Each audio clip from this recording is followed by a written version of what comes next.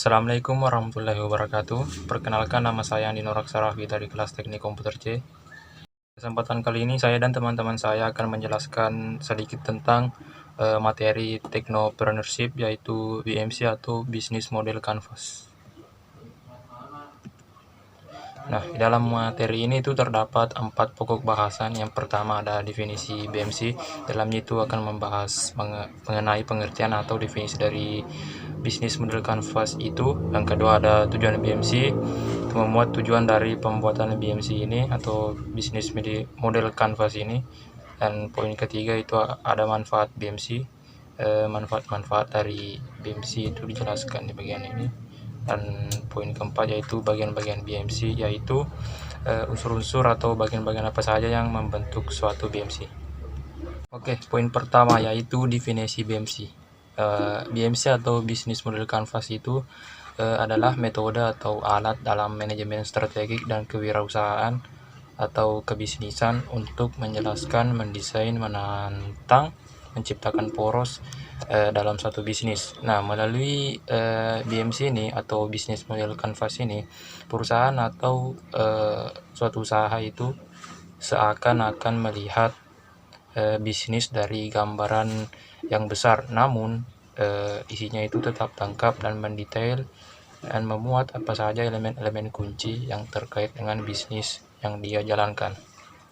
Baiklah, Assalamualaikum warahmatullahi wabarakatuh. Perkenalkan, nama saya Faisal, saya dari kelas TKC angkatan tahun 2020. Nah, kemudian saya akan membahas tentang poin kedua, yaitu tujuan Business Model Canvas.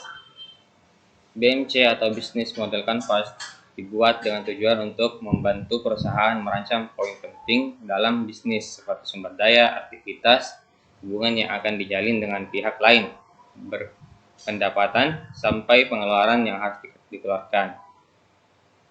Oke, mungkin segitu saja dari saya, mungkin akan dilanjutkan oleh teman saya. Terima kasih. Assalamualaikum warahmatullahi wabarakatuh. Bismillahirrahmanirrahim. Assalamualaikum warahmatullahi wabarakatuh. Perkenalkan, nama saya Hamrin dengan NIM 202-1050-1029. Saya dari kelas Tekom C. Business Model Canvas atau biasa disingkat dengan BMC memiliki manfaat. Yang pertama adalah untuk mempersingkat penulisan perencanaan bisnis. Kemudian yang kedua, meningkatkan fokus perusahaan terhadap poin penting perencanaan bisnis. Dan yang ketiga, mengurangi risiko kesalahan dalam eksekusi bisnis. Nah, seperti apa itu manfaat dari BMC? Nah, yang pertama dalam hal untuk mempersingkat penulisan, dengan business model ini perusahaan hanya perlu mengisi poin-poin perencanaan bisnis sesuai blok yang ditetapkan tanpa perlu menulis panjang lebar. Kemudian dalam poin mengurangi kesalahan, ketika pelaku bisnis melakukan eksekusi bisnis, mereka dapat menjadikan Business Model Canvas akan menjadi panduan perusahaan untuk menjalani eksekusi bisnis berdasarkan poin yang telah dirancang sebelumnya. Dan poin terakhir untuk meningkatkan fokus itu BMC fokuskan bisnis pada elemen strategis yang paling penting dan akan memiliki dampak terbesar pada mendorong pertumbuhan. Perkenalkan, nama saya Muhammad Haidir Amir dari kelas Teknik Komputer C. Pembahasan selanjutnya yaitu poin keempat mengenai bagian-bagian dari BMC. Bagian atau unsur yang membentuk suatu BMC atau Business Model Canvas yaitu yang pertama Customer Segment, yang kedua Value Propositions, yang ketiga Customer Relationship, yang keempat Channel, yang kelima Revenue Stream, yang keenam Key Resource, yang ketujuh Key Activities, yang kedelapan Key Partnership, dan yang kesembilan Cost Structure. Poin yang pertama yaitu Customer Segment.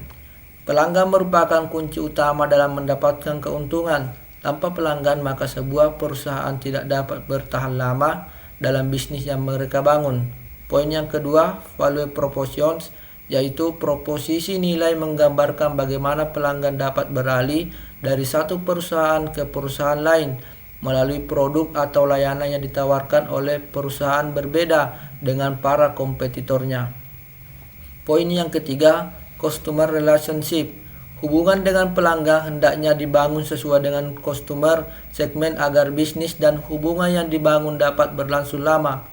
Poin yang keempat, channel.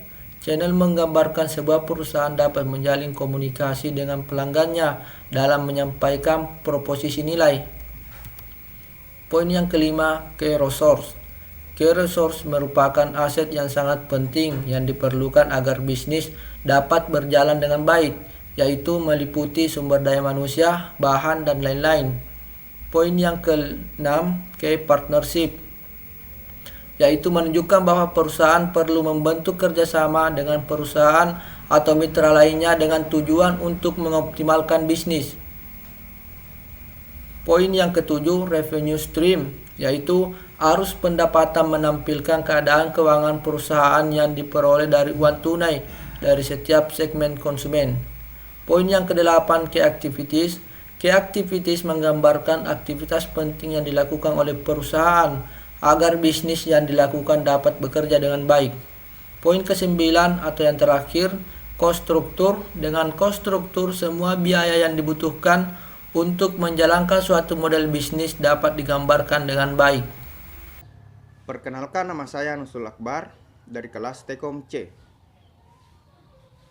Berikut adalah model kanvas dari ide usaha kelompok kami. Ada 9 poin. Yang pertama, partners, penjual alat elektronik dan masyarakat. Aktivitas, membeli alat dari toko elektronik, membeli hand sanitizer, merakit semua alat-alat menjadi hand sanitizer otomatis. Value, usaha sanitizer sebagai alat otomatis yang baik untuk menjaga kebersihan. Kedua, membantu menjaga protokol kesehatan. Selanjutnya, relationship, memberi diskon ke pembeli. Customer, pelajar, pekerja, kelompok orang yang mementingkan kebersihan. Resource, wadah hand sanitizer, komputer untuk memasukkan program ke Arduino. Cost, ada 4, biaya alat dan bahan yang digunakan, proses perakitan, biaya penjualan, biaya pengemasan. Channel untuk menjual, sosial media, toko elektronik, dan toko online. Revenues, mendorong kita agar selalu menjaga protokol kesehatan. Dan penjual hand sanitizer otomatis yaitu U-Sanitizer. Jadi itulah tadi penjelasan dari kelompok kami. Lebih kurangnya mohon dimaafkan. Wabillahi taufiq wal hidayah. Wassalamualaikum warahmatullahi wabarakatuh.